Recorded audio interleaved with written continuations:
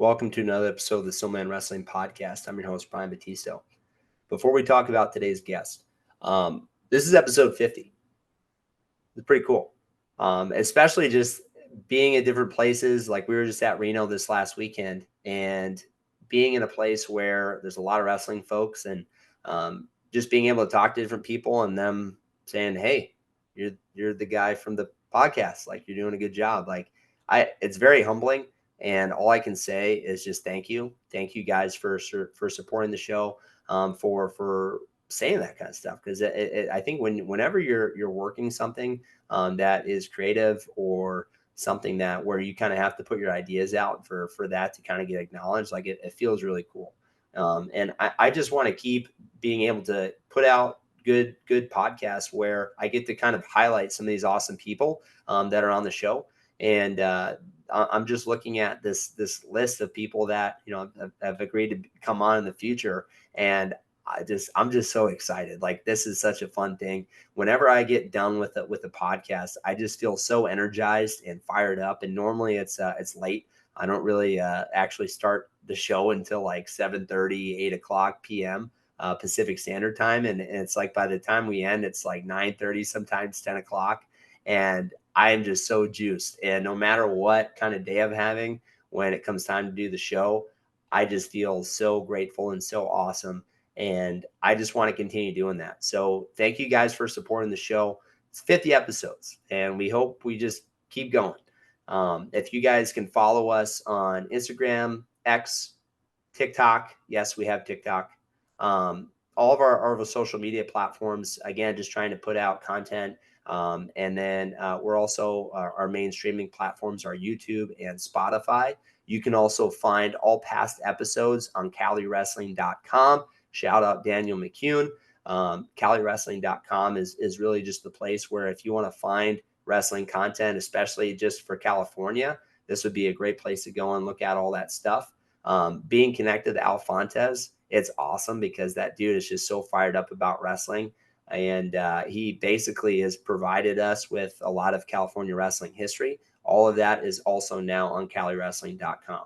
So if you're ever just into stats or you want to go look back and maybe have something to say when the divisional conversation comes up, that would be a great place to go and look at some California history. Really excited for the next few guests that we have to have on the show. Now to the Adam Hall podcast. Adam Hall has been the associate head coach at NC State, and he has coached there for the last 9 years. He was an All-American at Boise State, and really just an awesome dude. Like this transition from NC State to Utah Valley, I can't imagine the kind of, I don't want to say, I mean, obviously it's stress, right? Obviously it's having to deal with being in a new situation. And right now, and we'll talk about this in the podcast, he's apart from his family. So he drove across the country and is now in Orem, Utah, and is trying to put together this team and really kind of trying to establish his vision. And what's interesting about his story is while he's coaching at NC State, this position at Utah Valley opens up. And normally when this transition happens, it usually takes place right after the national tournament. Well, this comes out maybe a month and a half before the national tournament. So he's still at another place. And as you'll find out in the show, his athletes and other people found out about the situation because it was put out. Basically, it was put out, through rumors. Coaches, wrestling people like to gossip. And, it was announced before the national tournament. Now, I can imagine to some degree, because it's something that, I've gone through both as a coach and as an athlete, coaches leaving, right, and having to leave a program. The biggest thing is those relationships, and those relationships, being apart from those guys, is pretty tough.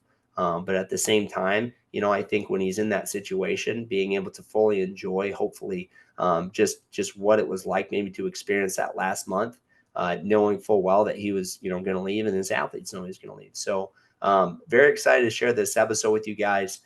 Thank you guys for supporting the show, and I hope you guys enjoy the conversation. I think the first time, I mean, I had seen you around, obviously, especially when you wrestled at Boise State. But I think when I first started paying attention to your what who you were. I think it was when you were coaching at NC State, and this was maybe 2015 or 2016 when Flo did that all access thing. They recovered you guys going through New York City, and Yeah, the guys were kind of ribbing on you pretty hard. they were because it was like I won't say I talked up a game because I had lived and worked in the area. It's more along like the lines of like, yeah, I'll lead things, and of course, a lot of different things like went wrong, and just you're in the city, like that stuff happens, and so it I learned really quick in the beginning that the team was a bunch of ball busters, and I was gonna hear it and was like, all right, Well, I think so you took it I, on the chin, like you kind of just rolled with it and laughed about it. And I think especially when, you're leading a bunch of young men, it's kind of like that's kind of what you have to do. yeah, it's one of those where it's like you're not trying to create any added stress. You gotta laugh about it, and no, it was fun. It was, yeah, Man, it's weird to think. I'm sure it's weird for you. That was like 8 years ago, maybe, right? yeah, yeah. My wife was my girlfriend at the time. I didn't have two kids. I was still green behind the ears a little bit. Yeah, it was a while ago. I Yeah, feel like go ahead, Brian. some of that stuff makes us a little bit stronger. I mean, I know when the camera's on your eye and little things are right in front of you. Sometimes it just makes us grow as an individual, let alone a wrestling coach. I mean, if you're in a room with a bunch of ball busters along the way, but sometimes they always say iron sharpens iron, but it's definitely fun to reflect and look back at that situation. It just makes you a better human. Yeah, absolutely. Just it's like any growth. You have to go through some ups and downs, and your small circle of people should be um, a group that both pours into you and busts your balls a little bit, willing to hold you accountable and willing to have fun and ride out the hard times, So um, yeah, I really miss obviously that group that I was a part of, and the guys that I was able to coach the 9 seasons I was there. But it's all part of the experience, and you take some memories that you'll have forever. And I'm sure I'll be in seeing a number of those guys get married and have kids, and whole life circle comes around. So it was definitely a good group that through the years. And I feel like that's probably the hardest part, maybe about this transition. I'm sure is all those relationships. It's like you're not gonna be around those guys every day. I'm sure that's tough. Yeah, in fact, I tell people our bank, or not our banquet, I'm missing the banquet. Our uh, after party was some laughs, quite a few tears, some tough conversations. You know what I mean? But some good ones too, some good conversations as well. And so, yeah, I'm just really grateful for a solid group of human beings. More than anything, obviously, some great wrestlers are just really good human beings. And I told them that I'm gonna. There's things about Raleigh that I'll miss. There's things about North Carolina that I'll miss, but I'll miss the relationships the most. You know. Yeah, and I think I think with your situation, like getting announced that you're going to be the new head coach for Utah Valley, when you still had a lot of time left at NC State. I mean, this is I was listening to it might have been like an NC State sports podcast. You're talking about that unique situation. Um, I don't know. Was it something that like would you have wished it came out after? Would you wish it came out at the time that it did? Um, I was hoping it was going to come out after. I would have compartmentalized. I still had to. But the it was the day before I was signing a contract, or it was the day of. I started getting text messages like, "Yeah, you have anything to tell me?" And people were, just like we've heard through like the grapevine or through my people. And I'm like, I haven't even told the rest of our staff yet. And so it was like I realized right then that I talked to the AD at UVU, Jared Sumption, and I said, look, if you want to be able to control this without it getting to the guys on social media that in the wrestling world that like to put things out very quickly, like if you want to have any control over this, then we should consider putting this out very soon. But I really appreciated both parties wanting for me to finish things out. In fact, Pat had asked me like, "Hey, do you uh, like you're gonna stay and finish?" I'm like, "Absolutely, I am." And so I owed it to the guys. It's not going to be a good move for me to leave the team and to just be waiting for the other for UVU to finish their season. So I'm glad we did what we did. Regardless, it was going to be hard, right? So Yeah. I'm glad they were able to put it out and from that point be able to manage some things from afar. And then, like I said, I had to compartmentalize a lot, but I mean, there's a lot of things that are time sensitive that I had to respond to at UVU because they're just general relevant questions, um, and they had timestamps on them even before I got there. So yeah, there's some things that I was managing on for about a month. It was not easy. I guess like in this move, like where do you kind of start? Like what's the first thing you got to do? What do you do moving forward? In terms of now that I'm at UVU, Yeah. hiring staff, um, working on that. Going to be bringing people in and just getting the guys going. They've been in this week 2 week kind of time period where it's just like, well, they know the end is coming with one chapter with a staff and there's a new guy coming in and what does it look like. And today it was a good day. Just getting the guys going and at the end I just wanted to get some thoughts and before I talked to the team and addressed the team with my expectations, vision before practice, before our workout. Um, but then right after before I talked, I fielded questions, and there were probably 8 guys who just wanted to either comment about things or ask questions, and it was like really refreshing to hear, and I think it was refreshing for them to be able to talk about it. And some of it involved like the workout we did, and some of it in just learning and having some new things, and some of it was just just exciting and being vulnerable and saying, yeah, I'm pretty anxious about you and about this this new role and everything that's going on, and I hope that I laid everything out for them.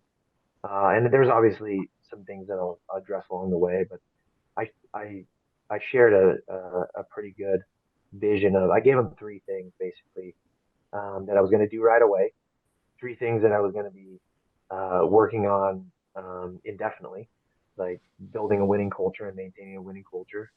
Um, and I gave them 3 things that I was going to do by the end of the summer and beginning of the fall. And so I had some points for them to think about, and it wasn't just a ramble session. And so like I said, I think today was a pretty good day to just get people going. And so that's what I'm starting with. There's a lot of other items that I have to work on, and um, yeah, that's my family's not out here. They won't be out for a couple of months, and it's kind of a blessing in disguise because I don't know how present I would be, Yeah. both mentally and physically, if they were out here immediately. I'm just being frank, being honest, and if my wife was on the call, she'd know. Um, and just that's a big thing is just trying to be present with my kids. And I'm actually flying back Friday because my son's birthday is this weekend, and then I'm flying back on Monday. And it's tough. It's definitely tough. But I've talked to some coaches that have done it and are currently doing it, and so it's just a season of life. Yeah, I like what you talked about. When you first got there, like wanting to get the guys going. I remember it was right after my second year of college. Mike Mendoza and Riley Orozco left Cal State Bakersfield to go to Boise, and first it was Mendoza, and it was kind of like a shocking thing, and then it was like a 2 or 3 week period of well, is Orozco going to go too? And he was running practices while they're, interviewing new head coaches. And it was kind of like, what the heck is going to happen to our program? Is the program going to get cut? Are we going to find the right person for the job? And then when Orozco left, it was like, I literally cried. But I think one of the things that Manny did right away was kind of talk to us, and he talked to a lot of us individually, and just put us to work. Because I think, when guys are working, there's less time maybe to, I don't know, think about those other things. And it sounds like you kind of were able to do that today. Yeah. I wanted to give him just a vision for the future. I very roughly mapped out um, the spring, the summer. In fact, when we get off the call, I gotta send an reminder. I gotta send an email to our strength coach because he likes planning. And he appreciates the forward thinking that I've already given, and just have direction for the spring and the summer. And after after the workout, I told the guys kind of the rough sketch, and I would lay it out to them more detailed by the end of the week. But really just having structure, they appreciated it. That was like one of the things they said is just the detailed focus during the workout, and I think that those little things matter because I told him, I said, look, if you can't do the saying goes, if you can't do the little things right, how are you going to trust it with the big things, right? And I said it's the same thing with wrestling. Like, if you don't do the little things right in the room, like how are you expecting yourself, or how are you expected to do anything big when the lights come on and you're on that stage, you know? And you So guys have a relatively young team. I mean, if I'm not mistaken, I think you only got like 3 or 4 seniors in that room, right? yeah, yeah, yeah. It's pretty young. Yeah, I know from a recruiting standpoint, I mean, that was when I had Al Fontes on the call. Al, when did we talk? Maybe 2 weeks ago, 3 weeks ago Two on the weeks ago, podcast. yeah, about Man, 2 weeks ago. he was pretty fired up. I think Idaho, the state as a state, is pretty fired up that you're back and kind of not obviously in the state, but within vicinity. No, Yeah, we're. Oh, sorry, Adam. no, go for it, Al. Hey, once again, congratulations for this job. You're on a journey per se, and we're really happy here in Idaho. I know you're an Idaho native, and it means a lot. There was a lot of speculation of who was going to get this job. I know I was talking to several people, Chris. No one would really say who, but the day we heard it really made our day. We're really happy up here, and I really think we can. There's a lot of connectivity within having you in our region now back. So Mm. congratulations. And not just the region where you guys are on the West Coast. Um, Mhm. I mean, Utah's obviously a little bit more inland, but if we're looking at the D1 programs on the West Coast, it's great for the region of the West Coast, not just that northwest section, just the true West. I agree with you. I mean, I think you have what, 2 California kids on there. Um, Kid from, Lake yep, from Buchanan, and Takara from here from Temecula. Yeah. So I mean, being able to recruit in your own backyard, and I know Al had mentioned something right before you got on about keeping the kids from Idaho and the local regions. It's important to build a program for that.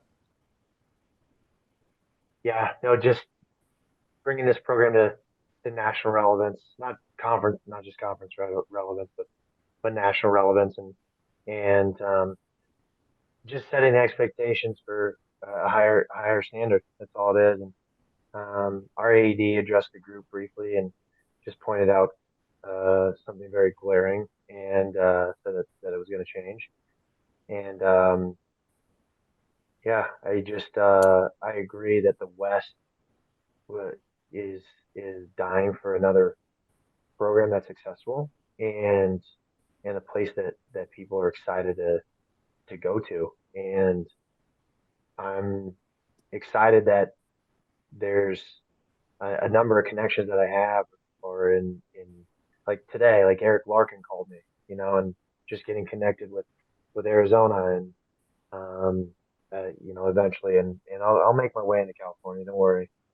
Um, that's one thing that I pride myself in is building relationships with people and just providing opportunities for those that are interested and just trying to find the people that fit the program and I do take a lot of things away from NC State. In fact, I had a really good conversation with the nutritionist who works directly with wrestling, and she's really excited because I told her I'm giving her a lot of flexibility and a lot of control over that area that she's an expert in. And she had some great ideas and some things that she didn't get to do before, and now she's like going to be able to do. And um, I want to empower people, not just the guys that are here, but the people coming in and the people who are going to surround themselves with the program that they have pride, wearing this on their chest. And so, um, yeah, I pride myself in the recruiting that I have done and that I will do. And I take it personal. I do because I want to bring the best people in that I possibly can that fit the program. Well, it sounds like you're ready. I think that was something that I think you talked about on the Bader show when the Boise State job had initially opened up. I think at the time you were like, it might sound good, but you're not quite ready. But I think from the way that you're talking about trying to empower people and try to build relationships, I mean, I think as a younger coach myself, that's something that I'm just now figuring out that's important to do. But Yes. it seems like obviously you don't have everything figured out, but I think I feel like you're now in this position, where you said, like you can empower people, like the nutritionist, or you have that connections with people, not just where you're at now, but just in the region. So I think that's awesome. I think we're all pretty excited to see where Utah can go, not just as a college, but as a state too. Because there's actually, I think, a lot of tough kids that have come out of that state that have wrestled at the Division I level and otherwise. Yeah, Yeah, Kel there's a number Sanders. of people. Was Al, it? What Al? Yeah. I think he was talking about the Sandersons. Oh, the Sandersons, Kel Sanderson and Oh, his whatever. brother. I Yeah, mean, I I wasn't actually even when I said that, I wasn't even thinking about the Sandersons. Okay, I was thinking about like McCain Ford. I was thinking about you know what I mean? Like the Loft Houses are from Utah. I was thinking about those people. But yeah, I Oh guess you yeah. could. I forgot about the Sandersons. My bad. No, it's all good. They I got tough kids. I actually talked to Kyler today about an event that's going to happen in Utah later in the fall and getting connected with this club. And we have a really extensive history. We actually wrestled in high school, college, and post college. And so we go way back. And I'm glad that he wants to support both me and the program. And so, yeah, I got to talk to him today. But you're on it though. You look at guys like Brock Hardy, Isaac Wilcox, Terrell Barraclaw, Lucas Cochran. Um, there's some great names out there that Taylor is from from Utah Utah. originally, right? Say that again. David Taylor's from Utah originally, right? Wyoming, Wyoming, I believe. Wyoming. Dang but it, I stuck again. he used to go into Utah. Utah had a really good club called Treehouse back in the day. I believe it was uh, Ivan Ivanov who was there originally, and he produced some hammers, especially in Greco. But definitely in both styles. But yeah, no, there's some big names that have come through and gone on to just different programs and had success, and I'm excited to keep the best kids in the state. With I know you're a long-term thinker. With those connections that you're already kind of building within the state, is there ever maybe the possibility of like an RTC or some kind of Utah Valley club that some of these high schoolers or even some of these youth kids will be able to have access to college wrestling? Yeah, that's gonna happen right away. Awesome. That's super cool. Yeah, I think especially like with guys like Ivan Ivanhoff, and with your freestyle background, I think when you look at some of the, maybe it's a little bit different now, but just the biggest wrestling tournament you can do outside the high school season is Fargo. I mean, I'm not sure exact. I feel like Al, this is something you would know. There's the landscape of Utah wrestling on the national scene, particularly with like Fargo and stuff like that. Yeah, the Heartland duels, I believe, down there where there's dual meet championship for a lot of kids from the Western region come there. That's one of the bigger tournaments for the freestyle Hmm. Greco type wrestling. And Yeah. even the high school stuff. I mean, going to Reno TOC for a long time, watching the high school kids come out of Utah, and even having Utah Valley there, and the college. That's something that's local, and there's some tough kids that come out of Utah for sure. And to Hmm. be able to see those kids possibly stay home would be an amazing thing for, again, the West Coast. Yeah. Yeah. Absolutely.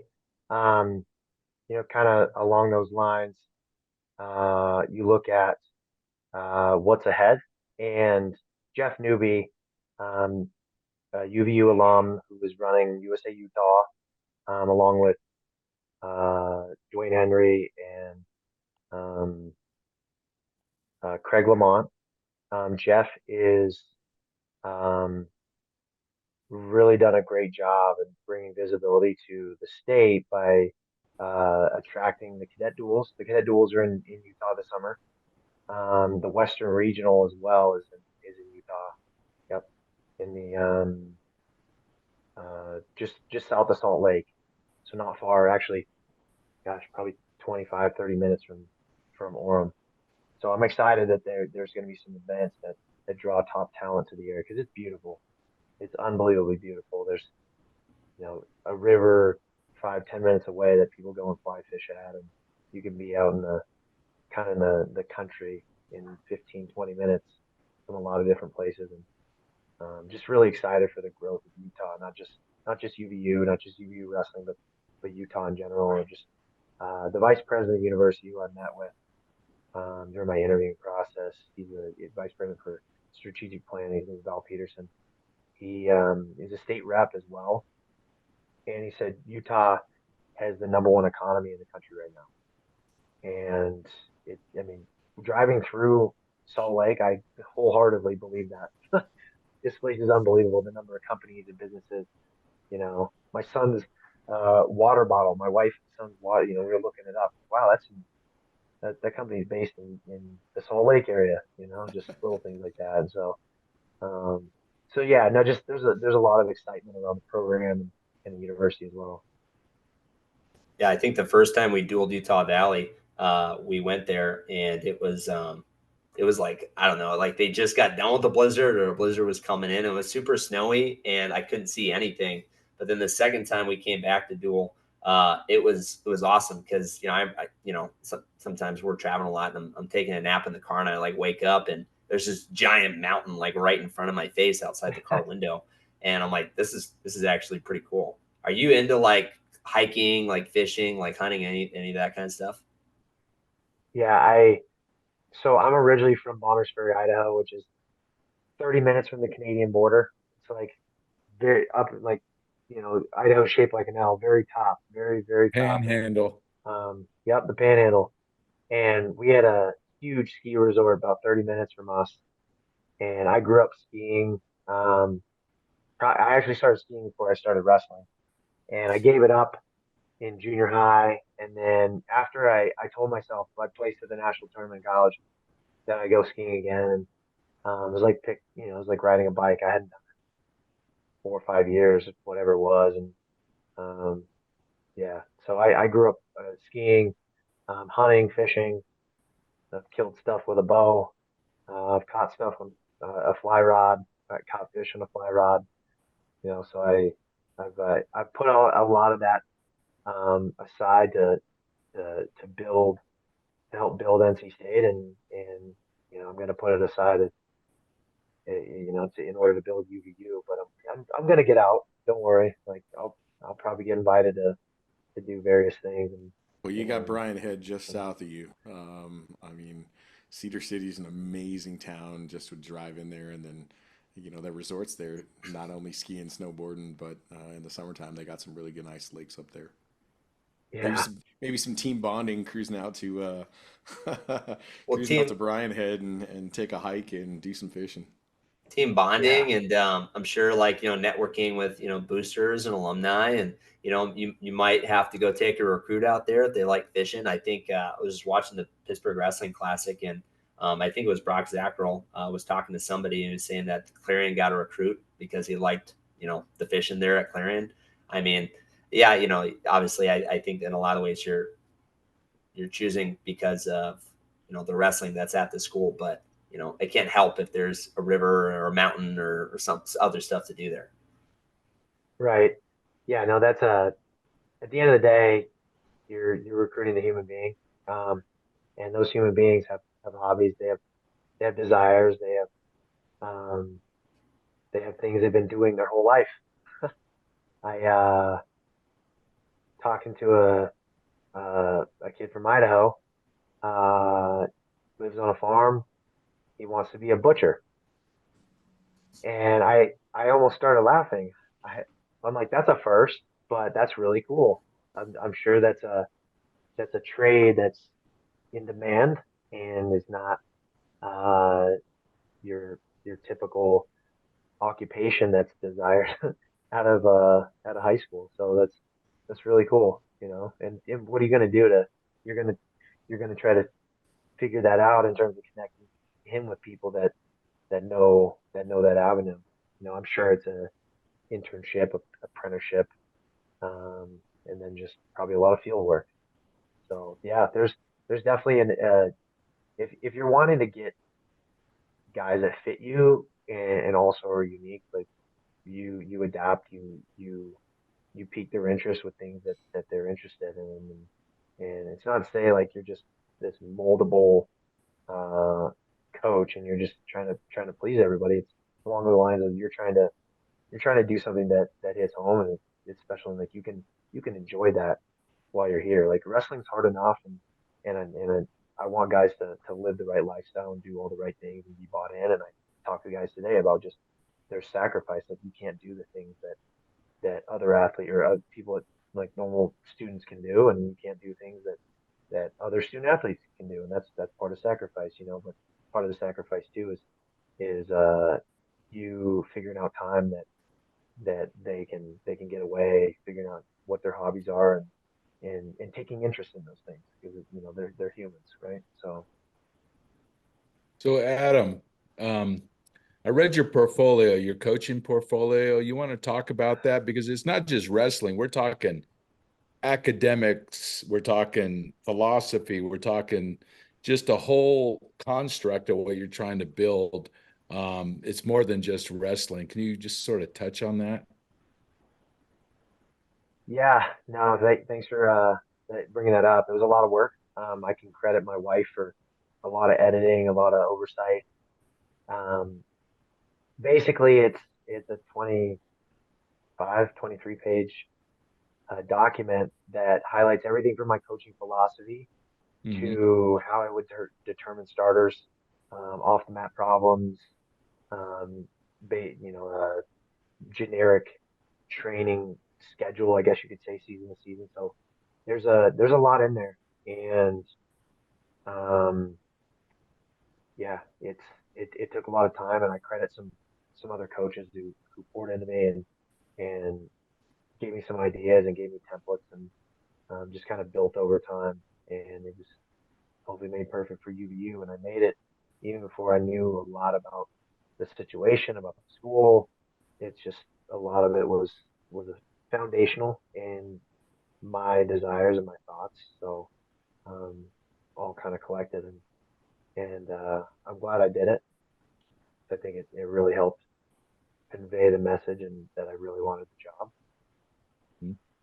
Now, I was impressed with it because you know, I look at Chris Owens and I call it the blueprint for action. It's like laying out your navigational track of where you want to go. It's like a guideline. It can change, it can fluctuate a little bit through time and you adapt to it. But it's like that guide. When I read it, it reminded me of sort of what Chris has been doing in Idaho with his Mm, freestyle and Greco. There's a plan, there's a goal, and it fluctuates, but I was impressed with it. thank you. And some of those philosophies actually lead into goal setting. And Mhm. that was kind of my question. Does that philosophy change in the short-term goals versus the medium? I mean, obviously, I'm sure you have a long-term goal, but is there a year-to-year plan? Are you looking at a 3-year goal along the way? It's interesting that you say that. Year one, you look at it like a 1, 3, and 5 year plan, right? And I don't know much. You want me to kind of dive in the weeds to get going, but um, I can credit Neil Arisman. I had a good conversation with him at the national tournament, and I congratulated him and his staff. And he kind of gave me a challenge. I was like, it was 5 years. He's like, yeah, 6 years since they created the program, and it's been 5 years, and he challenged me, and I loved it. I had hats off to him because he took a program from ground zero. At least there's guys here and some foundation, but but I look at it. Year one is going to be a lot of moving parts, and it's going to be a lot of growth. It's going to be a lot of um, heartache, a lot of positives that come with that struggle. Like, cause it's like today talking to a coach. It was just thinking about the guys who are there, and there's some productive struggle that needs to happen in order to see these guys grow. And um, I think for them, it's year one, and for myself, it's maintaining a positive attitude, um, trying to create as much buy-in as you can. Look, at the end of the day, there's going to be some guys that leave, some guys that realize like this isn't for me. This isn't what I signed up for. And I got a lot of positive feedback, like I said today, and it gives me a lot of encouragement because I know there's going to be tough days, ahead. Like today was a really good day, but I know that there are tough days ahead, and just keep moving forward and grow through those. Um, I told the guys I'm not setting a ceiling, but don't be. No one in here should be surprised when we're beating teams we're not supposed to this next year. Don't be surprised about it because we have a plan, and we're going to work during the spring and the summer. And again, I'm going to lay it out to you more detailed. Um, but the reality is that the expectations change, and I think everybody here just needs a new, fresh perspective. And all of a sudden, it's like you just have this newfound energy, and when it gets hard, and it will, you're going through these things together. You know that I care about you as a person, and I care about you as an athlete, and but I'm going to put you in the right environment, and there's some things that are going to be up to you to figure out, and even me, like any parent, like they don't want to see their kid fail, but you'll have to let them go through that. And so first year, I don't really, I'm not a coach that established myself, and a head coach that established myself and raised up a program and then left for another program, and now I have a blueprint. It's like, you know you don't have a blueprint for when you become a parent. You stay positive, you roll with the punches, and you try to lay a foundation for your child. And I hope that these guys are just bought in and being open minded about what's ahead. Um, and I mean, I could say specifically like what I expect in year one, but um, in year three and year five. Um, but I guess I'm more focused on the process. I have things in my booklet um, that Al saw, and they lay a framework for what I expect and what I want. It starts with top 25 recruiting classes, and it'll grow from there. And bringing in the right people, and and there's some people that I'm talking to and I told the guys today, I said I'm gonna do two things. I'm gonna empower you guys and build you up, and I'm also gonna bring in guys who are gonna push you because you guys need training partners. Iron sharpens iron, and at the end of the day, this is going to be run like a business, just like any great program is. And this is a business, and it has to be treated that way. And if you guys aren't getting the job done, there may be people out there that are hungry and want it. and it's nothing against you. It's just there's just this program needs to move forward, and it's like the train's moving, hop on it. Like let's get going, and because it's going to pick up steam, and more people are going to hop on it. It's going to get going, And so, um, yeah, I guess it was a long-winded way of saying there's some things in place for this year. I told the guys today to, some guys to have some goals that scare you, because then it's real. Then if it doesn't scare you, probably don't care about it enough. It's kind of the same thing for me. I expect to have at least an All-American my first year, whoever that will be. I said somebody in this room is going to be wrestling for a Big 12 championship. Somebody in this room is going to be wrestling to be an All-American, and it's up to that person to, whoever it's going to be in this room. But there's going to be at least somebody who's going to be doing those things, and that was along the lines of those little things, and just doing all the little things right, so that in those big moments you're ready, like you put in the work, and you're confident in it. So year one, I guess that was it.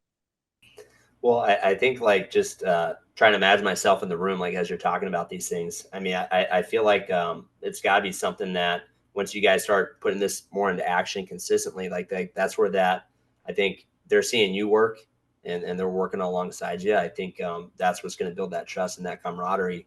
I think sometimes that, something I struggle with as a coach is seeing a lot of potential in a kid that maybe is kind of hesitant to hop on the train, like how you said. And that they're good enough to, but they're a little bit scared of maybe their own potential. How do you maybe talk to that kind of athlete? Because I know in college is a little bit different. Like high school, it's a little bit more of the maybe, building them up, and this is a little bit more about the process. But like you said, in college, especially Division I, this is a part of that, but also a business. So how do you maybe talk to those kids that are a little bit more, I don't want to say project kids, but are kind of like that? Yeah, I think and this is one of the points that I had for what you're talking about is one of the points I had for accomplishing by the end of the summer, by the fall, was meeting with every guy intentionally. And I told him, oh, you make me like, wow, that's a long time. Like, shouldn't shouldn't you be able to do that like sooner? Like, no, it's going to be a lot for me building this program and getting things set, and there's 30 some guys on the team, and um, I think that uh, that timeline is reasonable and fair.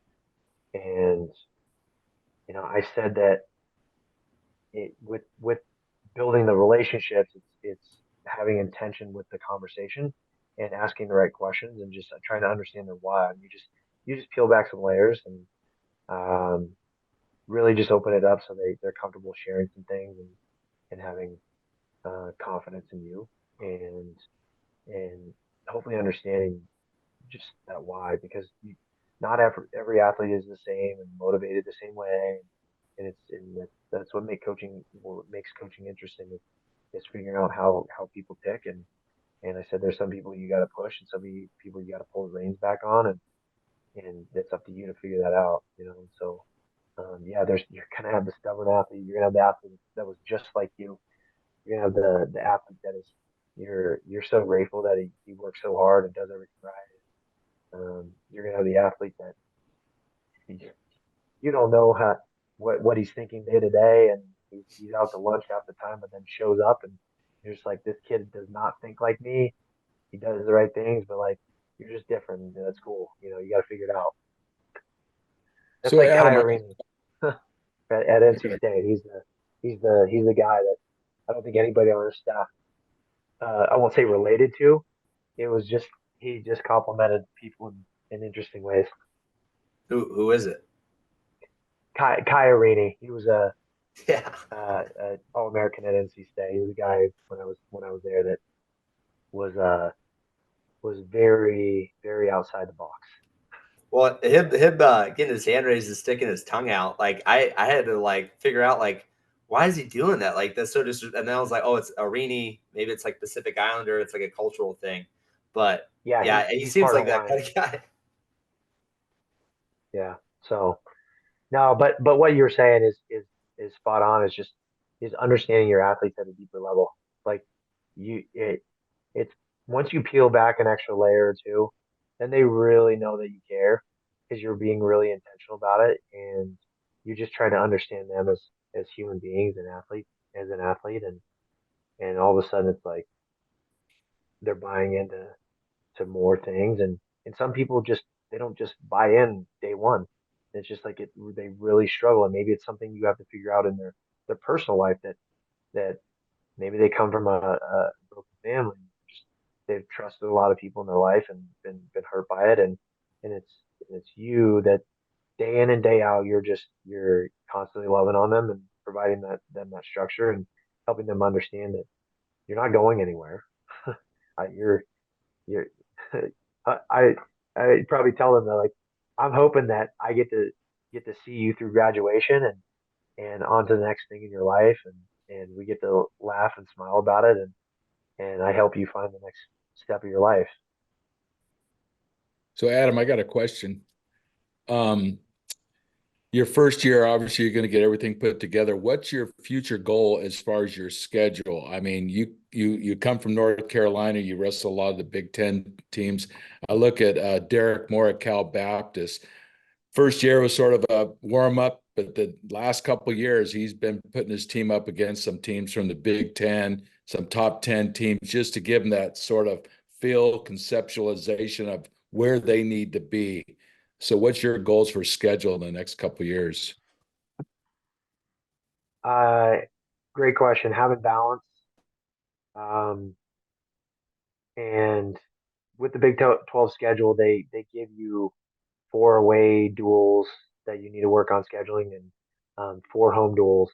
And then on top of that, just trying to get the best um, out of conference scheduling that you can that makes sense Mhm. with uh, with your schedule. And I was fortunate that Brian Snyder reached out to me right before the national tournament and said like, "Hey, Greg Williams was we were in contact about how you guys coming out to us and us returning the Mhm. favor."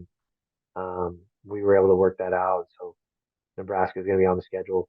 Um, in fact, right when I told Pat I was going to take the job at UVU, I said I'm going to do two things. I said, number one, I'm going to help you help as much as I can help you find the next person that's going to take over this role. And the second thing is I'm going to give you a home duel, and I'm following through with it. I told him budget willing. I'm going to be heading to Raleigh hopefully the weekend before Thanksgiving and try to Mhm. hit some other teams while I'm out there. So yeah, just making connections and um, I was able to work on a home duel with Oregon State as well. And so just getting a mix of um, different conferences, different people, and some good competition too. Like Oklahoma State is coming to Utah this year, and I was working out some scheduling stuff today, just waiting on some answers, and it's coming together. I'll just say that, and I'm grateful that people are reaching out and just trying to build a nationally competitive schedule because I want to show these recruits in the area and people I'm talking to like we're serious. Like you want to go and find the best people and you want to prepare yourself for the end of the year. Um, we're gonna do it. Yeah, I found it really cool to talk about recruiting. I think it was last year, Chris Pendleton brought Oregon State and they wrestled UVU at one of the high schools, and we packed the place right there. And I think it was at Columbia High School in Nampa. A lot of kids were raving about that. So that'd be cool to see something like that happen again as well.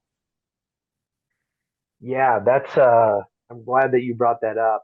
Just thinking about that in terms of what makes sense and who would want to have a duel in Boise, Idaho, and um, I think that's really important. And to be honest, it would be really awesome if I could get it in a building on Boise State's campus. Yeah, wouldn't that be nice? I'm not sure if they're going to let anybody in. The Broncos might not let anybody in. That'd be- Oh man, Yeah, but to Al's yeah, point, no, It's that's just not checkers. yep, No, it'd be great.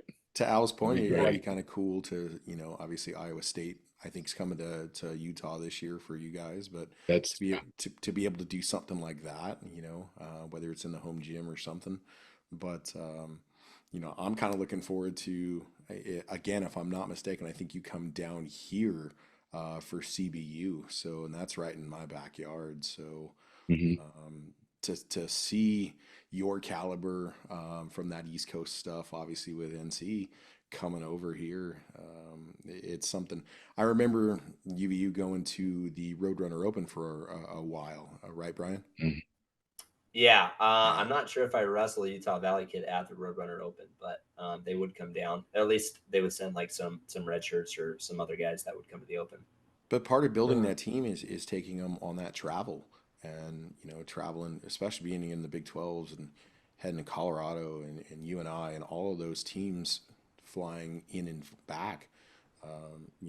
I know that Brian and I we went to the Iowa CBU duel, and that was a great thing for the West Mhm. Coast. But to see Iowa State and coming up there to you guys and possibly pulling off what Al's talking about, that'd be phenomenal. Oh, that'd be great. Mhm. That'd be great.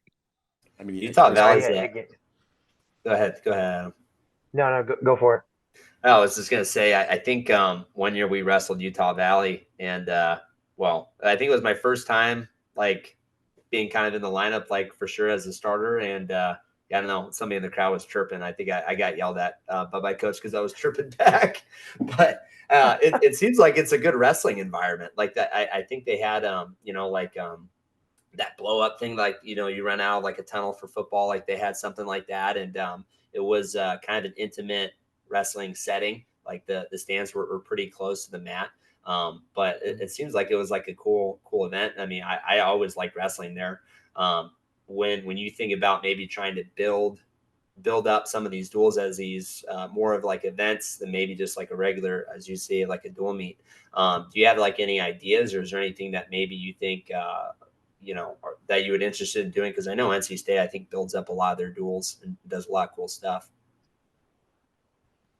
Yeah, in terms of events, we'll just start with like the home events. I shared with our AD Jared and Clint, our sports supervisor, that my vision in 2 years is to be wrestling in the men's and women's basketball center. I think volleyball's there as well, but it's called the UCCU Center. It's where the state tournament for wrestling is for Utah. And it's right on campus. It seats 8,000 people. Um, they told me that when they had Oklahoma State here before, it was like 3 or 4 thousand people, and they're going to put the duel in there again this year. But that's a goal, and it's a double-edged sword though, because the normal gym Lockhart, I think it seats 1,500, 2,000 people, and with the environment you and Doug Schwab created at UNI with the West Gym, I think it's like they use that to their advantage, and they're in a bigger arena now. It attract a good crowd, but there's something about that intimate environment where it's loud and crazy, and you're used to being in that environment. Opposing teams may not be. Um, that's that's something to be said. And so, but I do want to grow and expand and just have the local community excited about a product that they're going to come watch. And I told the guys today, I asked them, anybody in here ever looked up what a Wolverine is? Like actually looked it up, and it kind of just blank stares and looking around. And I said, it's just a nasty, tenacious, gritty animal that lives in the woods and lives off other animals, and known for fighting animals much bigger than itself. And I said that's what we're going to be. We're going to be gritty, tenacious people in this room, and so I look at it and it's like maybe some duels that they want us in the UCCU center. I may say, nope, we're going to pack this other place out and just make it a gritty environment. Man, now I just want to do push-ups. Like I just feel like I'm Just excited. do it. I wish I lived closer. I can go check it out. Like Well, yeah, as Brian knows, I'm a huge Michigan fan, and they're the Wolverines. But the way that Uh-huh. you animated that, and you as you're describing the Wolverine, I'm trying to put myself in not necessarily University of Michigan stuff, but like how motivating is that to be a kid on a mat and a new coach coming in and asking me that question and then you going through that definition. Like I'm right there with you, Brian. Like I'm ready to run through a wall just listen to how you worded that. That's amazing. Let's do it. Yeah. I mean, I appreciated it just sitting Yeah. there, and I'm like, "Ooh, that gives me chills. That gives me goosebumps." And I can only imagine what the kids were today. You know, I love what you've been saying about how today was a good day, and you keep putting those good days together, and that program's gonna just just excel. Hmm. Like that's always the hard part is putting multiple good days together. And I feel like so I'm gonna get married this summer, and that's something that just what with my fiance, just all those talks about coming home with like and then trying to like smile a little bit, like it's hard to do that. Um, I guess like one thing that I kind of ask like all the guests that come on here is like how do you kind of deal with that work life balance? Hmm. Especially a lot of wrestling coaches you see just are very passionate people. How is that something that you're able to kind of balance? Yeah, I love that. It's something I've really had to work through, and my wife has helped me work through, and I'm still working through. Two things immediately come to mind is eventually you're gonna. First of all, congratulations. It's really Thank you. exciting for you and your fiance and that new life that's ahead. And someday, God willing, you're gonna have a family, and people are gonna be pulling at you. And at the end of the day, like your wife doesn't care, your kids don't care. They care that they do care. They care about what you do, and hopefully my kids really care. They don't really understand yet, but they do care about what you do. Um, but when it boils down to it, they care about you and how present you are. And so the more that you can carve out space to when you work, and when you need to be with family. And the hard part is wrestling's not 9 to 5, right? So you're going to be, thrust in this position to integrate family with with what you're doing, and that's great. That's absolutely how it should be. And it was the same thing. Our guys at NC State like loved having my son come in the room and run around, just messing with him, and him doing push it. He's on the bike trying to get it to move, and always talking about loving workouts. And I want the same thing here. I want people to our nutritionist who I met with today just had her fourth kid. And you wouldn't know it. Like look I'm like, God, that's amazing. I stayed active, but you have four kids. Like at some point when you're here, like I can't believe you actually go. She's like, I went on the road the first year. I was like, you did what? She's like, yeah, bless my husband's heart, and just like that was her time to like, I need some space, like peace out, you know. And so I look at it like for you, continuing to coach and pour into people, you're at the end of the day, like your family's always going to be there for you, but time doesn't stop for anybody, and you want to be able to have those moments. You can share those moments with your guys and with other people, and that's cool. That's family. And I'd really embrace the time that you have with your significant other, and eventually with your family, because it does go quickly. Yeah, and I think it's cool you said just trying to be present. And I think that's something that ironically I always tell our guys because they always get distracted about, they're high schoolers. So it's like they're around their phones all the time or, are worried about, well, where are we leaving for the thing again? Like, it's like, dude, we're in the middle of practice, be present. And I kind of caught myself. It's like, I'm supposed to be the ultimate example. If I'm going home and I'm not present because I'm focused about all this other wrestling stuff, I'm Uh-huh. not present with my fiance, then I can't be that example. So I like a lot what you said about being present. Easier said than Yeah. done, but I feel like I'm getting better at it. Hey, I'll give you a piece of advice too. I got this little thing from Chris Harrington. He's a good friend of mine. He runs Team USA or Team New York for USA Wrestling for Team New York, and I was fortunate enough to be with him several summers. And he said, "I have this space," and he has two kids. He has this space when he comes home, and he's a state championship winning coach in the state of New York, and very busy year round. And he says, "I have silent reflection time when I come home. And it's maybe 10 minutes that I just get to go and pack my stuff and just before I'm changing diapers, before I'm doing anything, before making dinner, like all these things, I have personal reflection time. And I just started laughing. He's like, no, but seriously, that's what I call it, personal reflection time. And I'm like, oh my gosh, that's great. That's actually, wherever that is or whatever that needs to be. I was like, that's cool. That's, I'm I certain, used to I'm walk my sure your dogs wife is around the like, block. yeah, yeah, Walk the dogs I'm around taking the the block. dogs. Taking the dogs. Take them for a walk. Come back and You know, self-reflect. my son has been wanting to get a dog, and I'm sure my daughter, when she's old enough, would love it. Already loves animals. I may end up getting an animal just that, for having personal reflection time before I walk into the chaos. My buddy Carlo got a dog. Just had his fifth kid, and Oh my gosh. so his daughter, and they're all different ages. So like he's got one that's she is a sophomore in high school, and then he just had a boy who turned 2. And he said, like, as they got older, it's like, they want a dog, and it's like they're all excited about the idea of it, but then it's like, who's cleaning up the crap that's in the backyard? Exactly. Like, who's doing all that? It's like, no, he's still doing it. Here, So brother. end up getting rid of the dog.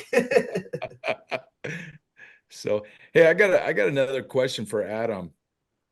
Adam, we've been talking to the debate. You came from Idaho. You wrestle in divisions, right? You're a divisional state champion. What was it? 3 divisions when you were there in Idaho, or was it 4? Uh, there were, it was 1A, 2A, I believe was combined, Okay. 3A and 4A. I don't know if there was a 5A yet. Yeah. There might Okay. have been 3 divisions. So there's been a debate in Idaho about maybe we should have a super state. And I'm like, be careful what you wish for, because what'll Mhm. happen is the cream will rise and dominate. We've been talking about California, which is a 1 division state with 850 schools. Top 1% dominates a vast majority. As a college coach, you're looking at the whole landscape across the country. I mean, when you look at a kid, whether he's a 3A, 2A, 4, I mean, what's your perspective? I mean, what are you looking for? I know if you look at a California state champion, you know what level that kid is. An Idaho kid, if he's a state champion, you're probably asking questions. Well, did you go to Fargo, folk style? I mean, what are you looking at? Does it make a difference from a coaching perspective? I mean, what's your thoughts on that? Yeah, that's another great question. A lot of things just popped up in my mind. I have a few things that right away. One, like you said, well, outside of the season, what are you doing? And it's everything's different, right? There's still some kids out there that play other sports. It's Hmm. crazy the way things have gone. Like I played 3 sports throughout high school. Um, and I just look at it now. It's almost rare when somebody's like, "Yeah, I play another sport," or like, God, it's like a unicorn when somebody plays 3 sports. Hmm. And so you have to look at the situation and like, the other thing too is, oh, this person started in 8th grade. Like, wow, their ceiling's really high. You know what I mean? Hmm. They're really raw, but you can see they're really excited. They're tenacious. They're not burnt out. Hmm. Um, there's a number of different factors. Then you have the bona fide studs, and I'm gonna be going after the bona fide studs, and then you're gonna make your money too on just finding the rare gems and there's a couple, you know who they are, Al. There's a couple out there that are not committed yet, Hmm. um, that I'm working on, and it's going to be for the 2025 and eventually 2026 class. And um, you're going to find through word of mouth and people understand who you are and what you're looking for. Um, I mentioned Kairini earlier. Hmm. I think it was his club coach maybe like sent an email, and I started doing some homework, and then I was watching. I was like, he's beating some really good kids. It was like at the Kansas City Stampede.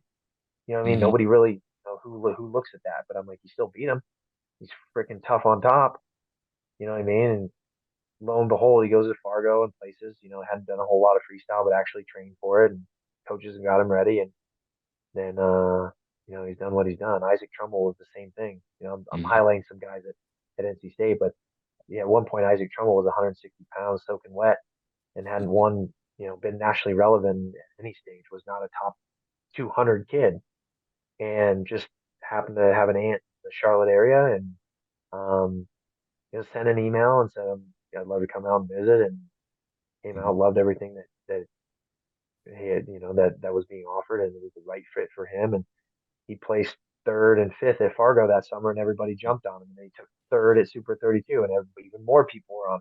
You know what I mean? But he had established that relationship already, and so it's just finding the gems that are going to blossom. And what that boils down to is, one, are they tough? The longer I'm in college, the toughness wins out. Like, I'll take a kid that has two left feet and has to figure things out, and is just a gritty, tough person, because you can teach things because they care, and they're most oftentimes coachable. Mm-hmm. Second thing is do they have a leg attack? Mm-hmm. Do they have a leg attack? The best guys in the country, even guys that aren't the best in the country, and still need, like, wow, this kid has a penetrating shot. He can actually go get the leg. And we can work on some setups, we can work on some finishes, and that's the fine detail. And a couple of the guys said today, like, it's just refreshing having, like, just some really fine detail. And I'm like, we're only scratching the surface about things in wrestling, because I've been fortunate enough to be a sponge everywhere I've gone, and I'm still being a sponge. And I've spent time around some great people, and just see how they tick, and see how they coach, and see what they do. And it's like, I spent some time with Casey Cunningham when he was coaching Mess and Break this summer at U20 Worlds, when I was out there with Matty Singleton, and just picking his brain and talking to him. Just the learning should never stop, right?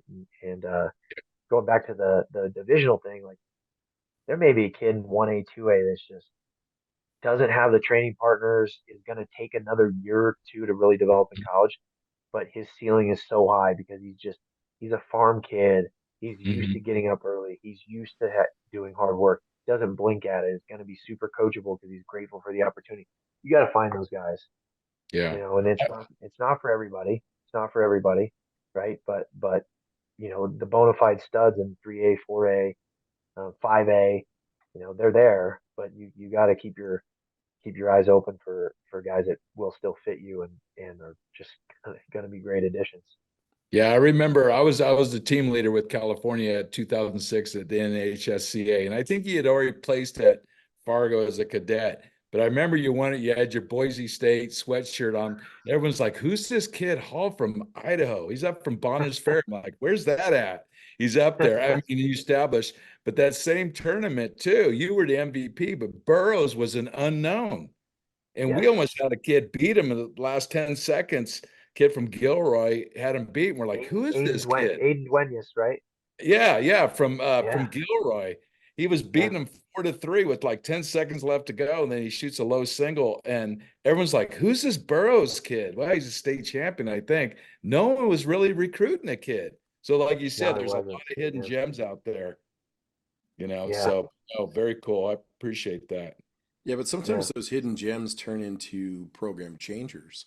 That's You get right. a kid that's a gem, and next thing you know, he's an All-American, whether Hmm. he's, top six or whatever it is. But then not only the coaching for you, Adam, but the actual success of those kids. Um, Programs recruit themselves, and Hmm. Mm. I look at this year. I look at Little Rock and what they're doing, and That's how impressive. that I think I think the nation saw what was going on. Um, Mm. I think that's the excitement that you can bring to UVU, and get a couple All Americans, a first time All Americans, and so on and so forth. And then now the nation, like you said, you want to be able to bring this into a nationwide program, but that travel, get those big teams in for the duels. The program's going to Mm. recruit itself, and that all starts Mm. with you, and whatever staff that you're going to bring in. Yep. No, you're right on it. Well, it's not just even the success on the mat. It's like, what are these kids going to do after too? And I think if you build that relationship with, I mean, obviously the relationship part's important, but maybe they go off and start a company, and maybe they, go off and start coaching, and they, Mm. want to stick around, and they want to give back. I mean, that was something that, Mhm. when I was in college, a lot of the alumni would come in from Bakersfield, and they would come in and wrestle. Like, that's huge for a program, So I think, yeah, I think that's something that when you look at the success of a program, it's like somebody goes out and does something, and then they want to come back and give back to the program. Which circles back around to what Adam was saying in the very beginning when you were talking about the amount of companies that are in that Salt Lake area and in Utah. I mean, you had mentioned your kid's water bottle and it being made there. Well, what a great success and a recruiting tool to talk about that on the academic side of, hey, we're in a hotbed to get jobs as well. You hit it on the head. Just the growth and expansion and trying to. It's like today downstairs. I'm very fortunate to be living with a family for a couple months before my family comes out, and I set up stuff downstairs, and they have a kitchen in the basement and basically an apartment down there. And I had some cookies with me that were from North Carolina, but they weren't like they were crumble cookies, and the chain crumble. It started in Utah, and I drove past the headquarters today, and I had cookies made in North Carolina, but they're based in Salt Lake, and I was just like, that's crazy, ironic, But you think about it, and there's just a lot of opportunity. And talking with some guys today, like, hey, coach, I'm planning on taking the MCATs at the end of the summer. When are those weeks that we're going to be off before fall semester starts, and talking through that. And then, hey, coach, I'm CNA right now, and I've got. He said one of our guys is like met in front of the rest of the team, like your his hours, and it was like 6 to 2, 3:30 to 11, or like a full day, like 6 to 6. Because we were trying to figure out lifting training, I was like, I paused. I was kind of looking around, just thinking about it. I was like, wait, what? And everybody like started laughing, and I said, say those again. So I had to like map it out in my mind. Like, when are you going to be able to? It wasn't one of and this is like the care, right? It's like, the easy thing to do is like, just go get a run. Just do it. Like, no, I want you to be here. I want you to feel like you're present, and because I was like, you don't get this time back. Because at the end of the summer, you either put in the work or you didn't. That's just what it boils down to. And look, your situation is just a little more challenging than everybody else. That's fine. We'll figure it out. And that's how programs get better. That's how guys get better. That's how you keep moving forward. And so I'm fortunate because a couple guys asked, like, I know you mentioned, coach, that you were going to connect us with people, and I said I'm going to, because I'm fortunate there are a lot of people around the program right now that want to help and want to figure things out for guys. And if they don't know anybody, if they can't personally help, they know people that are going to help. So Mhm. so it really is just about that hustle and just making sure, like, guys, because you never want to just shrug your shoulder and say, well, too bad. There's some things, like, there's within your mental and physical capacity within a day, within a week, within a month that you're able to do, but those things are important, right? I really have to sit down, and it reminds me I'm gonna create the chart: urgent, important, not urgent, important. Breaking everything down, and I have to do it for a week. I have to do it for a month. I have to do it for the summer, just to keep the big picture and also everything that's in front of me present. That's a huge puzzle to put together and making sure you got puzzle pieces. And, yeah, I think we all see that as not only as humans, but now in the leadership positions, whether you're being a coach, whether you're being a teacher in my case or whatever, it takes a lot to put those puzzle pieces together for sure, Mhm. and to delegate some of that stuff off. I'm really excited to see what your coaching staff's going to be as it gets going. But pushing delegation off to free up time for yourself is always so good for the mental health aspect of it as well. Yeah, no, absolutely. I told the guys, like, uh, I was wearing workout gear as I was dressing the guys. I'm not up here in a suit. This is my natural coaching environment, or this is my natural environment. I said, despite the fact that I'm a head coach and that I'm going to have a lot of directions that I'm going to be pulled in, I will never lose sight of how I cut my teeth, and it's developing people in this room. And we're going to do that, and I'm going to lead you doing that. And we're going to have some great people that are going to be in here pouring into you as well. And so, yeah, it's a big thing. I lead by example. You could probably ask the guys at NC State. Just uh, I stay fit. I do what I need to do. In fact, Pat, he'd often say like, "You train harder than the guys." Like I don't know any better. It's like they would try to provide an example, and part of it is like I never want to stop moving because I think the day I stop moving and I'm gonna die. There's a coach at NC State who's been there for gosh, probably going on 50 years. Um, and cross country and track coach, Rolly Geiger. And Pat and I asked him one day, said, "When are you gonna, man? Aren't there things in life that you just want to go do? Like, don't you want to just give it up?" And he kind of looked around. We were in the locker room. He's like, "If I stop doing this, I'm gonna die." And we were laughing, but he's like, "No, but seriously, like this brings me life. Like, yeah, there's a time and place for everything, but I'm like, man, that hit me pretty hard. Like, I live and breathe this, and there was a point where I got emotional talking to the guys because I was like, I came in yesterday, unloaded some stuff. It was lights were off. I turned on the lights and I just sat there with my uncle and cousin and family friend. They all drove down with me across the country, and we just sat there and ate some food, enjoyed the peace and quiet, and just soaked it all in. I just was soaking it in today and addressing the guys. It just like kind of hit me and got emotional. I said, this is the kind of emotion and the passion that you that you're gonna see and you're gonna feel and day in and day out. And you know, there's gonna be a lot of as another credit to NC State. It's painted on the walls. Jimmy Valvano said that if you laugh and you think and you cry all in one day, that's a good day. That was episode 50 with Adam Hall. If you guys enjoyed the show, please leave a like, comment, subscribe to our YouTube channel. We subscribe to our Spotify channel. Make sure you guys follow us on X, on Instagram, on Facebook, and TikTok. Really hope you guys enjoy the conversation and let us know. See you next time.